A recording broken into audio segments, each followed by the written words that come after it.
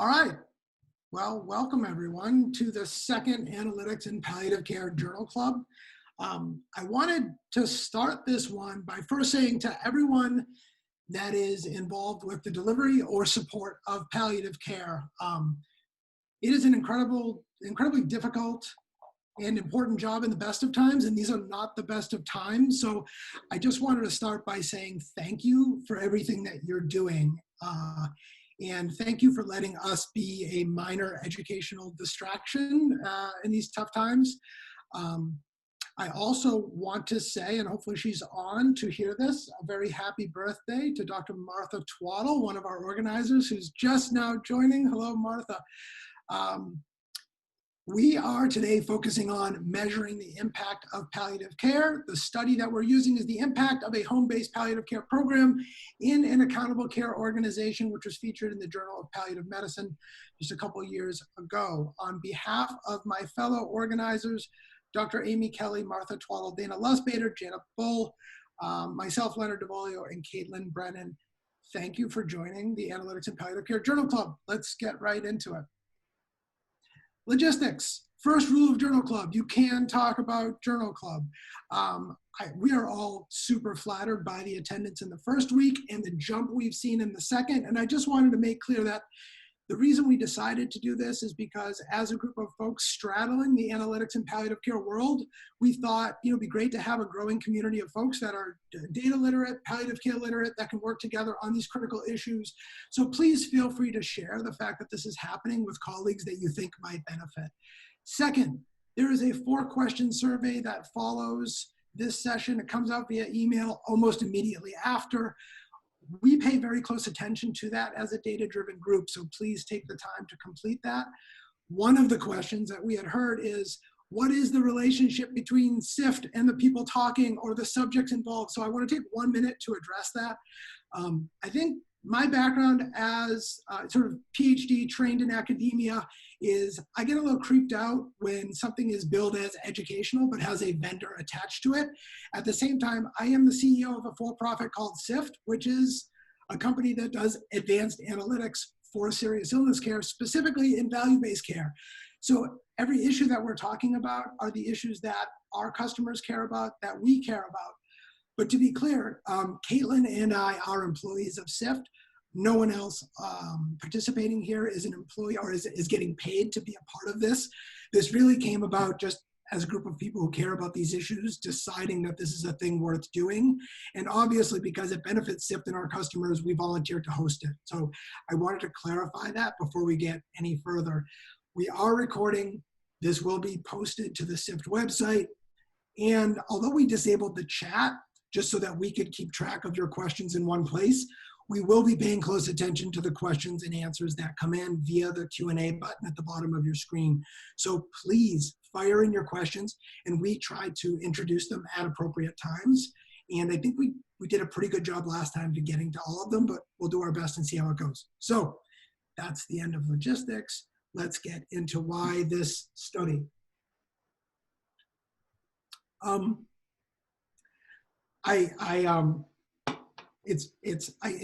It's not intentional that this is the second study that is also first authored by members of the panel. This panel happens to be composed of people that are focused on really important issues and are studying them. And when we said, let's focus on impact of the studies that we read, I personally advocated that we used Dana's study, the impact of home-based palliative care in an accountable care organization. And it's a great study because, number one, just the issue, what is the impact of home-based palliative care? How can you, there are so many people right now paying attention to palliative care and whether or not it makes a difference because there's the introduction of value-based reimbursement contracts, whether it's PCF-SIP, direct contracting with its high needs population, VBID, direct negotiations between providers and payers, and all of the stakeholders, whether they're the policymakers at CMMI or they're the executives trying to figure out whether or not to participate, all of them have to be able to measure whether or not the programs are making a difference. And so all of them care about these issues. And beyond the introduction of newer value-based contracts, there's the general concept of if you cannot measure something, you can't improve it. And so for the purposes of simply doing a better job in palliative care, we need to understand, is it having an effect? What kind of an effect is it having, et cetera? So critical foundational issue. Second is, I think, in impact analysis or program evaluation, maybe beyond any other study, the design decisions you make have huge repercussions for what it is you report out. And not just what you report out, but then how the field reacts and designs their programs. And I wanted to start with a quick example. I don't know if folks remember that the Camden Coalition, they had this sort of hotspotters approach to designing their care management program. And what they did was they identified the people that had the greatest need, basically the people that were utilizing the system the most. And they studied whether or not their hotspotter approach had an effect. And their study showed that they were reducing admissions by 38% and reducing expense, hospital-related expense, by 56%. And this was picked up upon by the media. Atul Gawande wrote a piece that got a lot of attention called The Hotspotters. And I would say that the attention given to this approach still influences most care management designs and is just used throughout. And the fundamental idea that has persisted is if we find people that cost the most and utilize the most and wrap them in care management, then we will have a huge impact on their spend and their outcomes.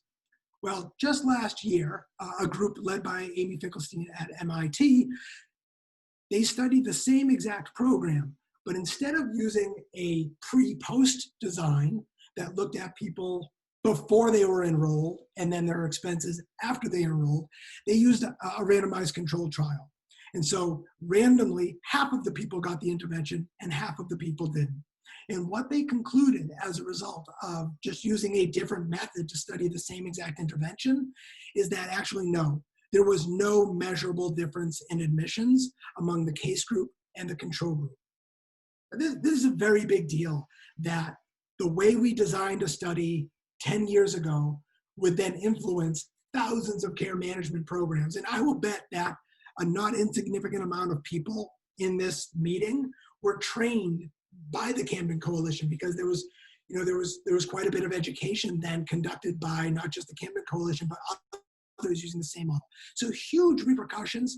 And my concern now is that if we're not aware of these issues, and as policymakers, we're designing these programs, and as care delivery organizations, we're implementing these programs without an understanding of these repercussions, we may look up in a few years and discover that we made some of the same mistakes. And this is what I'd like us to be able to avoid. This is why I love the fact that we're focused on not just this study, but how you design impact measurement for program evaluation. So what happened in that study, and this is most studies are subject to this if they're not careful, is regression to the mean. So every patient's health utilization over time goes up, their costs go up, time goes up. This is the average. But this is what really happens on a per patient basis. Patients' utilization ebbs and flows. And what the Camden Coalition did, or any care management program that finds people at the peak of utilization and then does something and then measures the after effect, they're basically finding people when they are at their most expensive, and then they're measuring after they go down. And regression to the mean means that instead of us truly measuring the exposure or the intervention, things will naturally regress to the mean. And so what they did was they introduced a selection bias. And basically, if they had or had not done anything, we would have seen a natural regression down to the mean. So we introduced basically selection bias, which then introduced issues of internal validity. And I just wanted to make sure everyone understood that concept, because it's an important concept for thinking about not just this study, but beyond. So the two things we think about when we read about any evaluation is internal validity and external validity. And internal validity means, is the team really that's conducting this study, are they really measuring the impact of the intervention, or are there other things that could be affecting what they're measuring? And external validity, I don't like the term external validity, because it actually implies like there's a right and a wrong. But external validity really is this thing that they measured, the way that they're measuring it, the intervention they used. Will that apply outside of their world? Or is it so specific to their world that I need to think about the external validity as it applies to my world? And the reason I don't love that term validity, especially in a space like palliative care, when there are so many different care models and we're trying to learn what's best, I wouldn't think about the concept of external validity in terms of right and wrong. I would think about it in terms of what could I learn from what they did and how it may or may not generalize to what I'm doing. So the pillars of external and internal validity, the things that sort of dictate whether or not it holds up, is the intervention. What did they do and how did they measure that? What was the exposure? The comparison group, when they say that they did something to a case group, who is the control group that they're comparing it to? Because that's where you get these issues of selection bias that can really sort of crumble your internal validity. And the last thing we think about when we address any impact study is, what are they measuring? Are these the things that matter most to the field, to me? Do they measure them in the right ways? So that's the sort of setup for then diving in to Lustbader et al.'s study on home-based palliative care. And I will say, we took the time to spend a couple minutes on this because it is an important setup. If you don't understand these concepts, it's harder to make sense of what we're about to do. And again, I would encourage folks to send in questions in the Q&A if they have questions just related to these important concepts, sort of methodological concepts. So now, our 30,000-foot view of the study. Dana and her team at ProHealth evaluated the effectiveness of a home-based palliative care program on cost and resource utilization. Their intervention employed an interdisciplinary team, and this was conducted inside of a Medicare Shared Savings Program, ACO, Accountable Care Organization in the New York metro area. That matters because they did this inside of a contract that had the potential to save money. If they could save money, they would get more money. They didn't have what's called downside risk, which would have introduced other considerations. We'll talk about that a little bit further, but they had incentive to reduce cost. They compared folks that died that were in home-based palliative care and folks that died that were not. And their highest level conclusions was that they did see significant differences in both cost and utilization. We'll talk about it more, but they saw $12,000 savings in the final 3 months of life for folks that were in home-based palliative care versus folks that were not. Their admissions in the last month of life were reduced by 34%. They saw a 35% increase in hospice use and a 240% increased median length of stay in hospice. So now let's get down a little bit more into the study. Again, the program was inside of an MSSP ACO. I think one other little important part of that is if you're part of an MSSP ACO, any dollar spent toward hospice does count against your budget. If you're part of a Medicare Advantage contract, that's not the case. Hospice is actually a carve-out unless you're part of the upcoming VBID program, which brings back together palliative hospice and Medicare Advantage. I don't want to get into policy so much, but the point I'm trying to make is, depending on the type of contract you're in, these things may or may not count against your bottom line. And so it is really important, even on the clinical care team, to understand the incentives that are driving leadership and the decisions that are being made. The interdisciplinary team was 6 RNs, 2 social workers, 2 MDs, a data analyst, and 12 volunteers. One nurse had an average of 85 patients. That one nurse was making 4 to 5 house calls a day, 5 phone calls a day, an average of 1 house call, 2 phone calls per patient per month. They did have a 24/7 patient phone line. 20% of the patients use some kind of telemedicine, which, as Dana described to me in a follow-up call, could be FaceTime, could be a phone call, etc. I love the fact that this level of detail is included because it helps us think about, does this apply to my what is the external validity? How does this apply to my program? And I think there's a lot we can learn from the intensity of this program. In order to be deemed eligible, it was for homebound, frail elders. We did get a question that came in already related to whether or not assisted living was considered eligible. And yes, assisted living was, SNF was not. Folks that had advanced heart failure, COPD on oxygen, metastatic cancer, or severe dementia were inside of the wide net. But I do want to note, although they were inside of the wide net, then the palliative care team sort of selected the people that they wanted to address. So you have a wider net inclusion criteria, but then you have the palliative care team deciding who actually was enrolled. Exclusion criteria was SNF, behavioral health, addiction, and folks they couldn't get to because of geographic limitations. And that makes sense considering the intensity of the program and the fact that this program happens within the New York Metro, right? So a lot less windshield time in delivering a program of this intensity with this volume inside of a place with a tight geographic density. 13% of the decedents, 13% of the folks that died that were part of the MSSP-ACO were in the program. No one refused admission to the program that was offered, and once admitted, nobody opted out. Think about that in terms of some of the other programs that are now being introduced. PCF Cyft, for example, we'll come back to it, but to me, that was a tremendous statistic, and we'll talk about it a little bit later. So the numbers break down, 28,566. We break into what they describe as case group and control group. Your cases, or the people that were exposed, or the people that had the intervention, 975, of which 82 died, and 82 were ultimately studied here. On the other side, 27,591 of them, 569 died. And again, the study focused on measuring outcomes of decedents. Here's the first sort of interesting thing that I want to draw a little attention to. They're described as cases and controls. They're not really controls. So in most studies, whether it's an RCT or even an observational study, or in this case, a retrospective study where they studied folks after the fact, typically we employ what's called a control group. And what that means is we're trying to match the people in the intervention to the people in the control group so that they look as similar as possible. This is not really a case control study. We're not really only looking at the people that match the cases.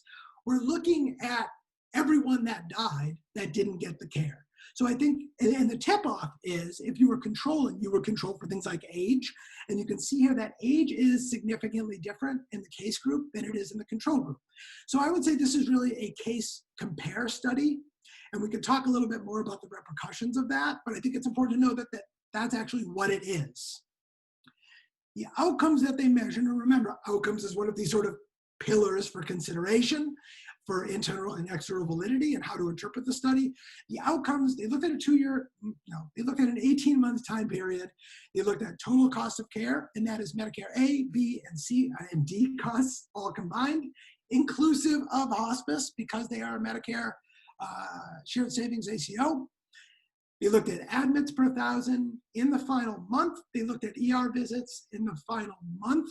And they looked at hospice utilization. That is measured in terms of enrollment rate, median length of stay, mean length of stay.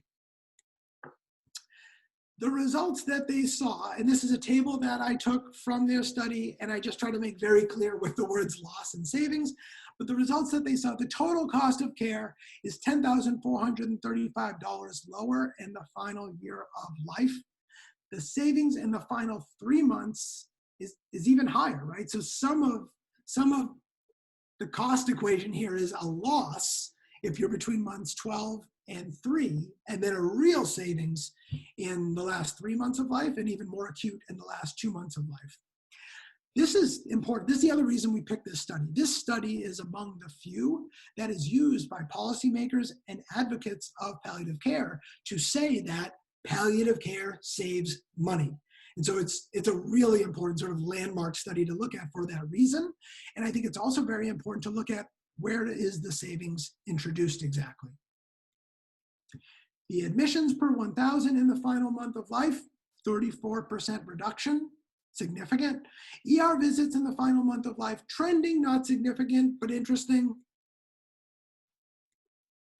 And that brings us to the discussion. Again, I want to remind, 20 minutes to rip through a study that interesting is maybe too aggressive. There is some assumption in a journal club of at least scanning the study. So we are trying to strike a balance between how much time we spend recapping and diving deep. If you've got feedback on that, that's what the 4-question survey is for. Please add questions in the Q&A related to the methods. I can't see that, so my fellow panelists, please sort of pepper them in as we now get to the discussion. I'd like to start the discussion on this ridiculously impressive statistic of 100% enrollment. So anyone that was offered entrance, gladly accepted, nobody left. You don't often see that. I think it's so important because programs like PCF-CYP will, for the first time, introduce a representative of the federal government calling patients and asking them if they're interested in participating in a palliative care program.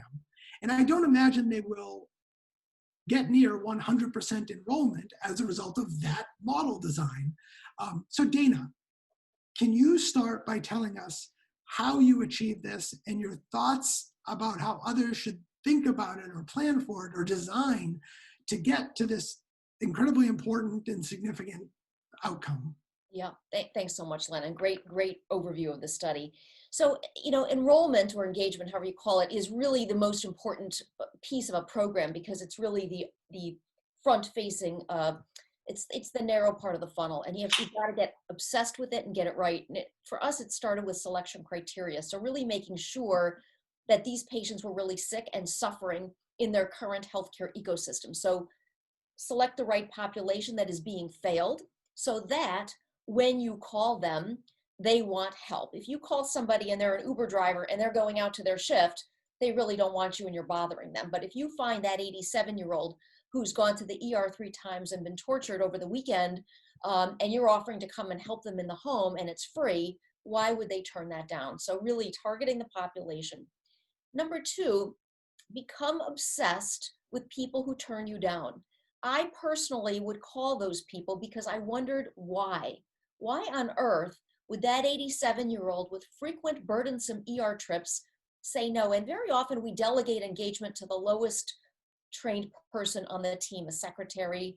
I don't know what the government is planning to do with Cyft, but it requires training and skill. And so I would listen to call recordings of people who said no to us. And very often they might get tripped up in words like palliative or something else. And what works is, this is Dr. Dana. Your other doctor is very worried about you. We noticed you just got out of the hospital and we wanted to send a nurse to come in and check in on you. She'll be there Friday.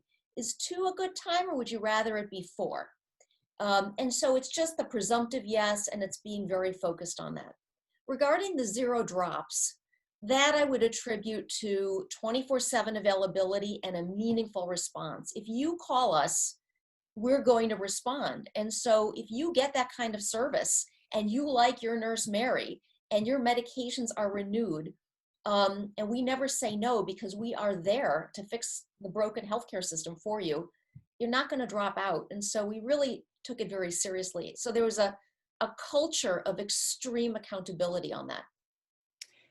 Hey, Dana, I would love to ask you a question. How many of the patients that either the algorithm pointed for you to see that you actually looked at and said, hey, these really aren't, this isn't an appropriate patient? So because we were, we had such a small team, we could be very, very narrow in who we targeted. So we really were targeting people with a couple of admissions in the very recent past. So they were suffering and they had a serious illness. So, early on, because we're really only enrolling the sickest 1 or 2%, they all really needed us, and they were being failed and they were expensive. So they definitely needed us. What was interesting is when people turned down the engagement team or a secretary and I spoke to them, they just never turned it down. And it was as though like they just were, why would I turn that down? Oh gosh, the nurse is coming to check me out. Oh, and she'll check my pressure. People love the word nurse and they love the word pressure checked, have your pressure checked. And the third thing is it's free. So you put those 3 things together, people love it. They're really not, giving anything up, right? It's all add-on, which is huge. And to just tie into a couple of the questions in the Q&A box, I think you answered one of them about the fact that there was a higher rate of death in the palliative care group, and that was because you targeted really sick people. Can you say just a little bit more about your identification process? There was a question about, how to identify people in this type of ACO for palliative care? Yeah, it's a great question. And so the algorithm that we used is really claims-based and looking at certain codes for serious illness like COPD, heart failure, plus the DME of oxygen, durable medical equipment of oxygen, plus admissions in the recent past. So in the prior 6 months, we found that admissions 9, 10, 11 months ago, not as predictive of future failure as an admission last month. And then certain markers of frailty, the ordering of a walker, a wheelchair, cachexia, weight loss, those kinds of codes. Again, a lot of limitations with claims, but certainly the utilization and age made it so they would want an extra layer of support. Mm-hmm. And Dana, to be clear, that algorithm didn't mean now you're enrolled. It meant now we can even look at you for consideration. But the fact that you ultimately only enrolled 13% of those who died means that, you know, this is an issue with a small group focused on a few people, as compared to how people have been thinking about algorithms, which is you cast a very wide net and then the team sort of attacks. Yeah, I think that's a really good point, Len. You know, we had a really small team, and so we want to get the greatest return on investment for our organization, for our ACO, so that we could prove our value and grow our team, which in fact we ultimately did as a result of being very targeted. There is so much need out there. You could go and see everybody, but you don't demonstrate your value to your boss unless you find the sweet spot. Where's the financial return to the organization, and where's the greatest suffering and need? So if you can find that sweet spot, it works. And we were able to scale the program significantly based on that. And just briefly, maybe a little bit more of a deeper dive from the Q&A about the makeup of the intervention. So kind of a brief overview, what the role of the MD versus the RN versus the social worker, sort of percent of in-person versus telemedicine. There's a few questions about that. Yeah, it's a great question. And we were very early adopters of telemedicine. Now it's become the common thing. But 5 years ago, we were doing telemedicine with about 20% of our patients, either with them, their home health aide, their daughter, their grandson. We were doing it quite a bit so that if a nurse or social worker was in the home, we could do a virtual visit by bringing the physician in as well to see the patient or to see something we were worried about. What do you think about this skin lesion? What do you think about this breathing pattern? I've never seen this kind of a thing before. We could bring in other members of the team virtually, or we could see the patient virtually even during off hours to provide better care. But primarily it was an RN social work model. We did add NPs later on, but this particular publication was really RN social work model, very team-based, so very, very much interactive with weekly team meetings, discussing our highest risk patients, and then a lot of didactics. I will say we were obsessed with QA. So every admission to the hospital was a potential never event, medical error. And that nurse whose patient it was would present during weekly interdisciplinary team meeting that admission, and we'd go back 14 days. When did you last see them? How often did you call them? If we prescribed an antibiotic, did you verify that they got it? Did they get better? Did you call them the next day? And we would really go back and do a deep dive in a very friendly way to find out if that admission was avoidable. And then we'd actually have a team vote on whether it was avoidable or not. You know, if someone fell and broke a hip, not really avoidable. But if they had a UTI and we prescribed an antibiotic, but didn't call to see if they got better, did they take it? Did they, you know, that really is on us. And so we were extremely obsessed about admissions being potentially medical errors. Great. Thank you. Fabulous. So we can keep moving forward, I think, with the slides, Len. Okay. Actually, no, I just have one more. So Dana, I guess you're allowed to take one more question. you're an ACO, and that's different than palliative care groups coming in from the outside, because the ACO had primary care and doctor-patient relationships. Can you talk a little bit about the impact of being part of a practice group and what that meant for enrollment and engagement? It's a great point, Len, and it really speaks to whether this is generalizable to the vendor models out there, for example. We had a big advantage by being part of our provider group. So we were all part of the provider group. We shared an electronic record. There are 1,000 physicians. Our group serves 1.5 million patients in the New York metro area, so huge provider group. And there was tremendous buy-in because we are part of the group. So it is an advantage, and it may have resulted in our enrollment rate being so good. There was trust we were calling from ProHealth, from the organization. So there was a lot of trust already built in, and we had tremendous buy-in from our physician colleagues. We weren't perceived as a threat. We were referring right back to our own ACO. All right. So that's super helpful. Let's move on and get into the science a little bit more here.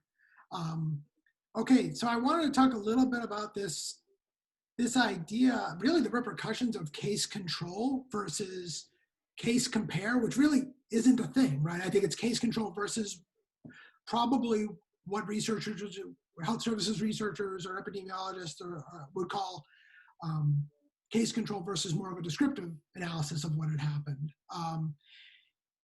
I'm a PhD data scientist coming into the palliative care world just in the last couple of years. I was surprised to learn as I read up on the research that a lot of the sort of landmark studies that are pointed to in promoting palliative care and its impact are actually case compare, right? And so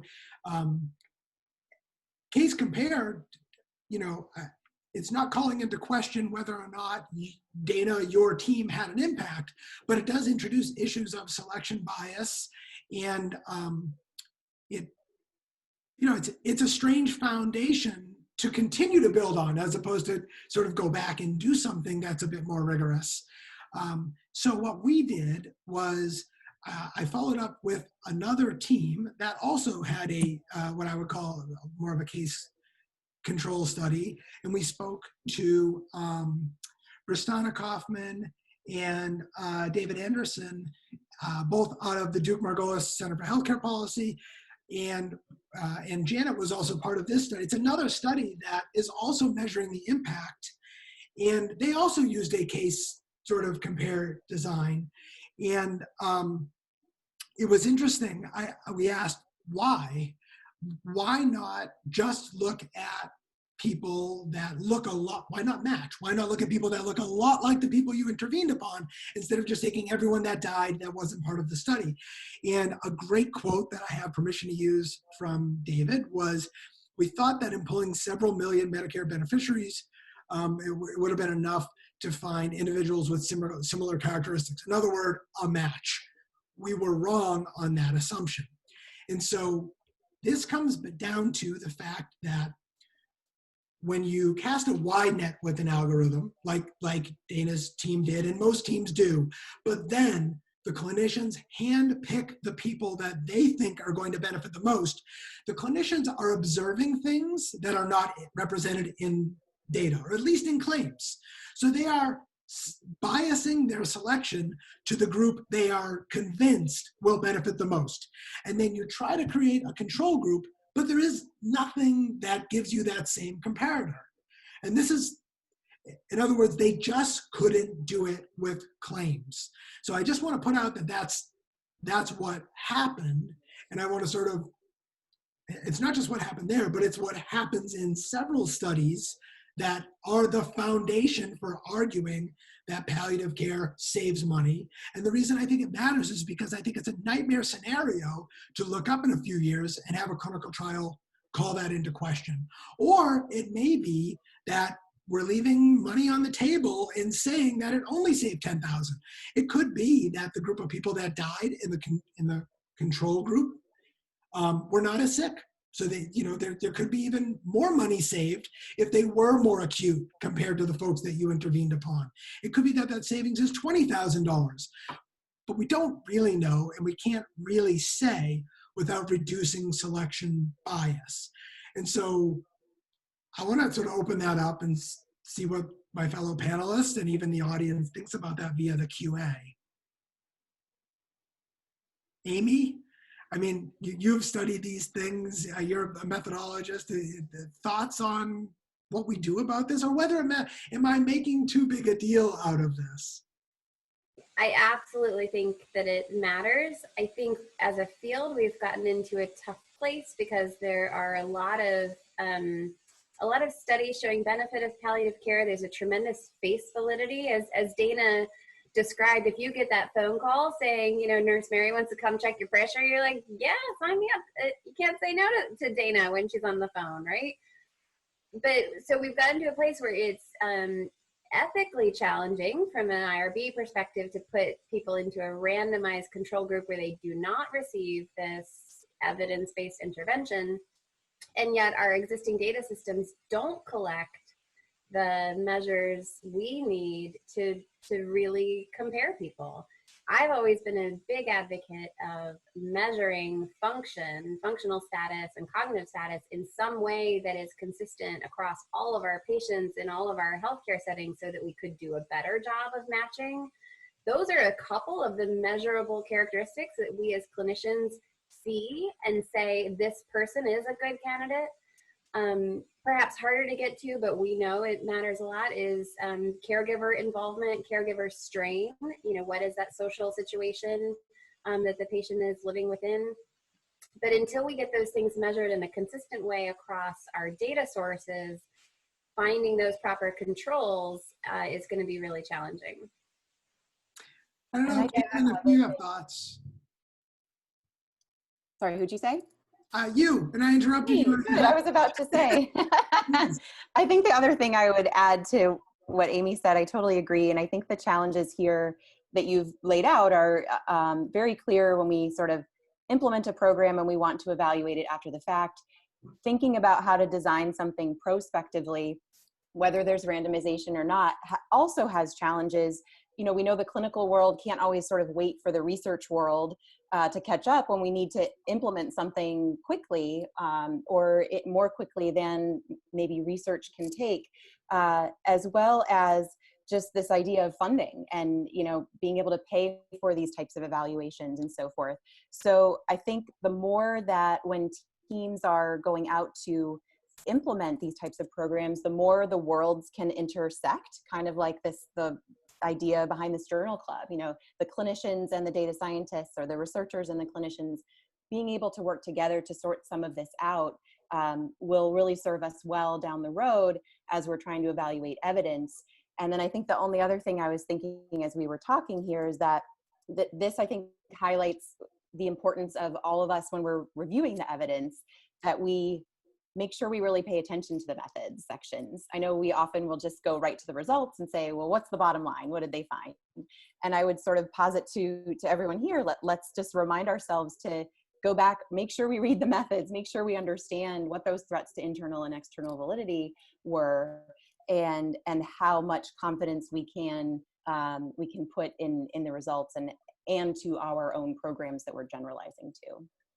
So we found the same thing in our CMMI data, looking, you know, kind of comparing to 6,000 people that we enrolled. And even though we tried to match, you know, propensity scoring match, age, demographics, diagnosis, the quote control population ended up being much healthier looking than our patients that we treated. And then the other point I think we have to realize is that we weren't convinced that some of the people in the control didn't get palliative care. It's now standard of care in most hospitals. You can't necessarily pull it out of claims data to see if they've gotten palliative care. And so that also introduces another factor that's hard to control for. So I just want to make a quick pitch. Janet was part of the study team that conducted the study on the left, paying for palliative care and Medicare, that we looked at, which also used this same sort of case compare design. Bristana and David, who are kind enough to talk to us, it may still be in preprint, but they just published on this issue. Like, why did we fail in creating adequate control, and what do we do about it? And they were kind enough to share some of their ideas that I'll just touch upon quickly, because I hate identifying a real challenge and just saying, okay, next slide. So let's talk about some ways to do it. And it's, I think Amy and Caitlin also touched upon this a bit. Capture prospective data from both cases and controls so that you have more than just claims to compare and to match on. Match on decedents, match on death, if that's what you're studying, but temporally align. Not just you died within a year, but take death as time 0 and move back through the same number of months in order to create your match. The introduction of more pragmatic trials or natural experiments based on geography, and I mean, you know, in Dana's case, there were a lot of people they couldn't get to because of geography. So maybe in future studies, if you know that you can't get to a certain borough, could that be a bit of a natural experiment? You can't get there, but maybe you could find people you would have enrolled and just get closer to a case control. And then I think Prastana mentioned that the Jerry Pact program in the Department of Veterans Affairs is trying to do something like a pragmatic natural experiment. And then you could randomize. And I think the argument that was made in this conversation about randomize, whenever you propose randomization, the thought is, well, you can't randomize if we know that there isn't equipoise, if we know that one intervention is beneficial to the patients. But what if palliative care is a nurse calling with not a lot of training into a geography and a patient population she doesn't have a tremendous grasp of or relationship to? You know, this idea of palliative care as a one-size intervention is just not true. And so maybe there is equipoise depending on what exactly we're describing as palliative care. Maybe you could randomize. I won't push that too hard, but I thought it was a heck of a conversation. And I wanted to just say thank you to Prastana and David for having it with us as part of preparing for this journal club.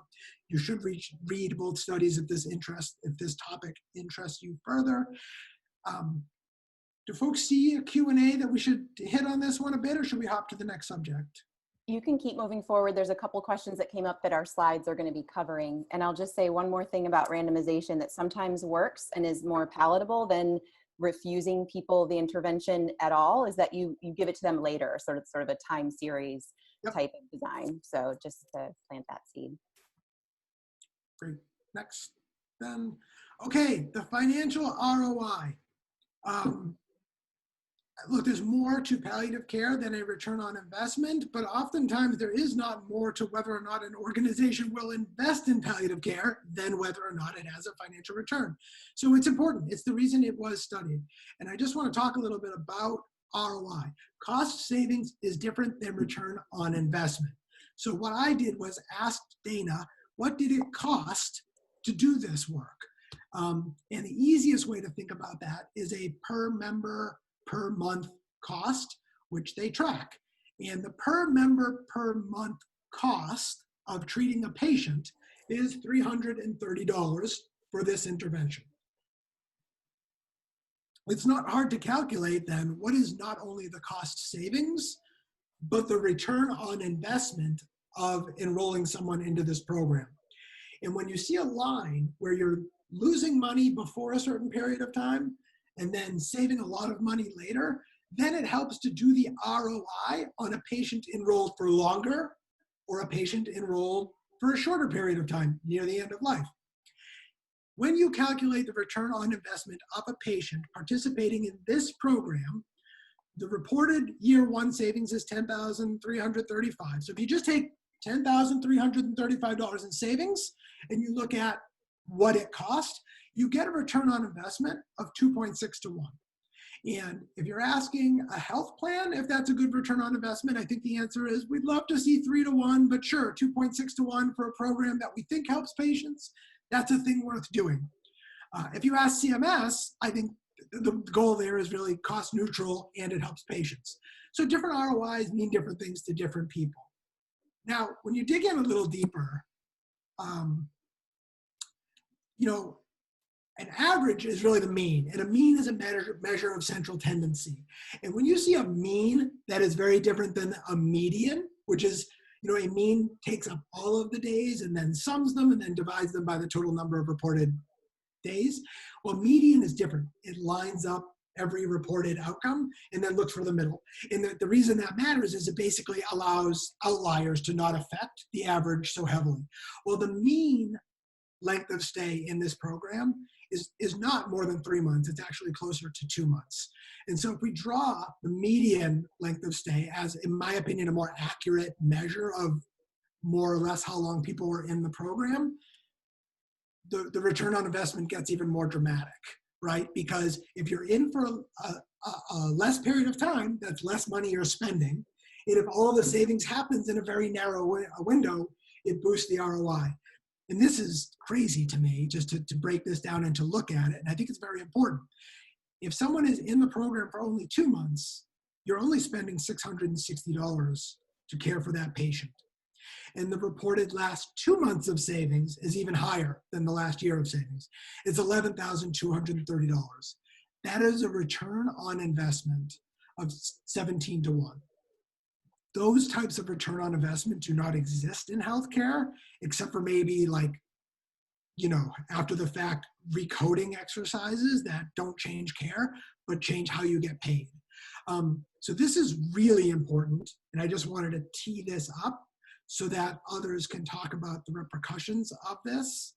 And really— I had a question about that for Dana, actually. If you could back up to that last slide, Glenn. Sure. The per member per month of $330, I'm guessing that's sort of the average package of service, but kind of like the potential for cost savings, I'm wondering if the intensity of service need also increased on a slope, whereas the spread of what services you pay for a single person over 12 months are actually more concentrated in those last 2 months as well. So, while I appreciate the difference you're highlighting, Len, I think it's a critical part of the equation. I also wonder if there's a slope in terms of the, on the ground cost for staffing and support. Right. It's a great question, Amy. So that PMPM really is just our it's everything. It's all in the cost to run the department based on our average daily census. The secret sauce of what's happening here, I'm not sure is actually increasing the PMPM cost to deliver the care. It might be a skilled hospice transition, of which we capture the cost of hospice because it's in our Part A in fee-for-service Medicare. It's not carved out like Medicare Advantage. So it might be that. It might be a skilled MOLST or PULSE conversation where we help patients get the comfort and care they need at home and provide the medications in the home. Might be a couple of extra telemedicine visits or a couple of extra in-home visits.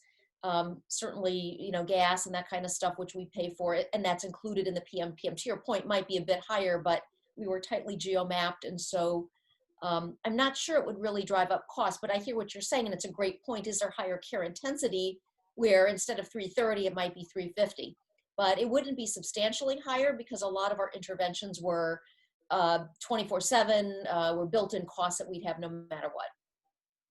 What, in the same vein, what percentage of those patients died in the palliative care service without going to hospice? Because I would imagine that intervention would have cost more to care for those. Yes, I believe we had 1/3 die with us and 2/3 die with hospice. Which is pretty significant to me. I mean, that's a high percentage still dying in palliative care that's going to need probably more visits and intervention toward that in that last month or two. Yep. Yeah, and the outcome that really stuck in my mind that was introduced in the discussion section is 87% of all patients choosing to die at home versus I think the Medicare fee-for-service average is something like 23-27%. So that's a huge difference, and my perspective is a huge contributor to the cost savings in the last 2 months of life. Yeah, and we know that 85% of people, when asked, would prefer to die at home. We didn't have 100% die at home. Some really wanted to go to the hospital, and that was fine with us. And we facilitated that transition for them and made sure they were connected to the hospitalist and the palliative care team if that was their choice. So not everybody wanted to die at home, nor should they. But one of the things we did want to do is if that was their wish, to make sure that we had contingency plans for shortness of breath. The MOLST was completed. There were pre-positioning of medications so that this could happen safely. I think this also explains a lot of what you see in the vendor model related to sort of carve out palliative care, where they do try to focus on the last couple months of life, because the return on investment is enormous in the last couple months of life. If you're an MA plan, you don't even have to account for the hospice costs that your team had to take on as an MSSP ACO. And if this is your incentive, then the ability to use data to find people that are nearing end of life is financially advantageous. I'm not commenting on morals, ethics, or how a program should be designed, but I think you have to square up with the financial realities that are driving a lot of the policy or commercial or clinical decisions that are being made. Yeah, and I think it's a really interesting dilemma. This was a decedent analysis showing cost savings for folks that were treated, who died, it's an unknown what the ROI is for people who don't die, you know, and I don't know if that's even the right question. It's certainly a question that payers want to know, but it's unclear if there even is a cost savings for people that do not die. And it's hard to find a group of patients who reliably die so that you can have that 17-to-1 ROI or whatever you just showed us, Len. But it's really an interesting dilemma, and it's a question we should really explore and further research. What is the value and cost savings for non-decedents? Mm-hmm. So along those lines, we had a great question from Terry Maxwell, who shared that she and her colleagues published a propensity match study of community-based palliative care showing reductions in cost and utilization in the Journal of Palliative Medicine in 2019, and that most members were still alive at the time of the cost evaluation. And her question was related to the fact that it's hard for her group and others to get decedent data. So I was just sort of curious about, you know, we struggled with that as well. Just so how did you handle that, Dana, in your study? And yeah, and thank you, Terry, for that. And that's a great paper, by the way. In fact, one of the, maybe the only one looking at cost savings in non-decedents, I believe, and Terry could correct us, but I think it was $619 PMPM saved in the non-decedents. And so certainly not as dramatic as what we just saw here, not a 17-to-1 ROI. We did have access to that because, again, in a Medicare Shared Savings Program, ACO, you do get access to all of their claims, including a death date. So we did have access to that. Over time. There was a delay, but being part of the MSSP ACO, we had terrific access to that. And, you know, thank you for your contribution to the field too, Terry, because that in Turnkey's data in JPM is an important paper for us to study. absolutely. Which I think kind of covers that. Yeah. So with permission, Martha, you've been quiet. I'd love your opinion on this issue. Palliative care, you've seen one, and this has real repercussion for how we measure whether or not palliative care makes a difference. In Janet's study, you know, there was many different results reported because palliative care was being delivered in many different settings, and one would presume in many different ways, and yet we're tasked with measuring the results or the impact of palliative care. Yeah, you know, it's so interesting to be quiet and listen and to mull this over. You know, I am always struck that retrospective claims data is frustrating at best and troubling at a deep level, because these folks have already, in essence, we're looking for people who have already suffered in order to get them care. So they've already been in and out of the hospital, they've already had functional changes, and then we try to intervene. So I hope, my wish list is that we very much want to determine clinical parameters that would help flag people and then study that, who have these types of interventions prior to suffering. It's going to be hard to measure something that didn't happen, and what their cost is, and also what their revenue is. So just anecdotally, by intervening in the method that we do, what we do find is, like, for example, our head and neck cancer patients who they're all triggered for palliative intervention from the entire team, social work, nursing, and physicians, if they're going to have chemo rads. So if they're going to have chemo rads, their morbidity is super high, so we get involved. And many of those people are cured. What I'd like to look at is what was the care that led to the good outcome? Was it medical? Was it social work? Is there any way to dose that, so to speak, with certain subpopulations in a prospective manner? And I need the brains of people like you, Len, and Amy and Janet and Dana to help figure out what kind of study would that be? Because we have to move to a place where we're anticipating the needs of people. Our return on investment isn't just financial. It's that they are able to live well and perhaps even experience improvement in their disease and live longer, and thus the return on investment, we're going to spend the same money on these people, we're just going to spend it in a different way. And then I'd like to also be looking at the caregiver and the morbidity of the caregiver. So I'm hoping that our research will more and more be about prospective analysis of the dose of what needs to happen in the team to make a difference for these people. I think it's great. I think, and that sort of gets to what should we be measuring, which I think is critical. I guess we only have a couple minutes left. Caitlin, were there pressing questions in the Q&A that we should hit with our 2 minutes? Yeah, I think Or anyone who sees the Q&A? There's one more I think that would be useful to folks. So for Dana and for Janet, because I know you had some of these themes in your study as well. So questions about use of primary care providers in terms of referring people back versus taking on that care as well. And Martha knows a lot about this too. And then what do you say when people say, we already have PT and OT coming in, I don't need anyone else? You know, did you have those types of answers from patients? And then length of stay and discharging people. So it's like a 4-pronged question.